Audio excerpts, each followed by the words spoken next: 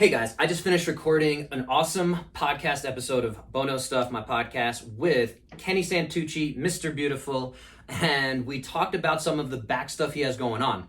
He had an MRI and was told that he should never lift anything again. He's facing some possible surgery. At the end of the podcast, so if you go check it out, in about the 29th minute, toward the end there, I just put him on the spot and I asked him to do this thing that I do for almost everyone I work with.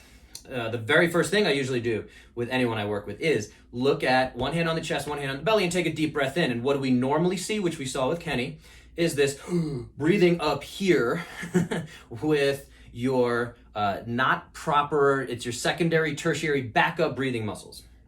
The reason I go there, especially with someone like Kenny, who has some back stuff going on, is the stomach is the front of the back. Go figure, right?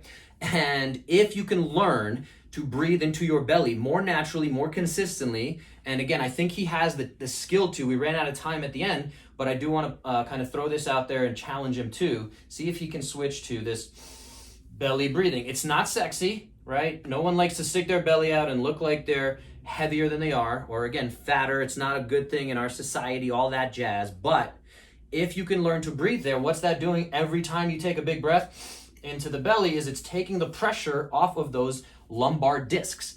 And now 80-something% of folks are gonna suffer with low back pain.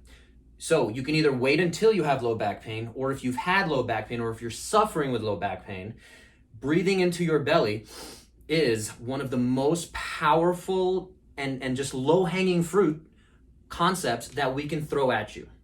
So we can talk about, get your core stronger, get your glutes stronger, make sure your hips are moving better, all that good stuff. But if you're not breathing well, you're leaving so much money on the table. So much money. I had another call with a guy who's an Olympic weightlifter last night, right? He switched to that. He's in his 40s. He was a world record holder, I think still is, on the cycling track. And again, how's he breathe? Because what happens here, I'm going to talk about the physiology really quick, is when you're up here, that's your fight or flight. This is your stressed out, okay? And we take about 23,000 breaths a day.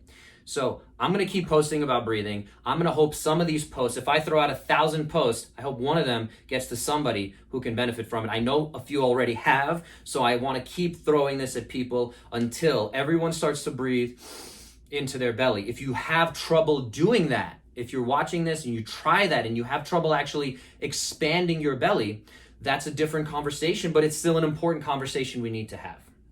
All right, so I'm gonna finish off here. The last thing I'll say though is when you start to breathe into the belly, you go from this fight or flight into rest and digest. Okay, rest and digest is really good. It massages your vagus nerve, and again, it calms down your nervous system from this stressed out, very stressed out day, breathing up here. And again, when you're breathing up here 23,000 times a day, how do you think that affects your neck possible pain, your shoulder issues that you have going on? I just want to encourage everybody, if you're watching this, to finish off here, to take a deep breath into your belly. All right, I'm going to keep posting about it. Hopefully you guys understand the concept. You can share this concept. My goal is to get every single person I can to start being able to breathe better into their bellies. And it's something that we have to practice. It's just become almost unnatural for us to breathe down here. Well over 90% of folks I assess just don't breathe down here. And some of them have trouble getting there, which is again, normal, common, whatever we want to have that conversation. I'm going to wrap it up here, but yes, please share this with someone who you think needs to be less stressed out breathing up here. And again, just the simple concept, and it seems too simple. I think that's part of the problem, is if we can just learn to breathe into the belly, expand the belly, take the pressure off of those discs, you're going to start healing those discs, okay? You can avoid surgeries. And again, I've had plenty of testimonials and experiences with folks healing their back just by breathing into their belly, okay? It's not the only answer, but I think it's a very powerful, again, free, low-hanging fruit. Let's get this done. Breathe into your belly. Talk to you next time. I hope this got you 1% better.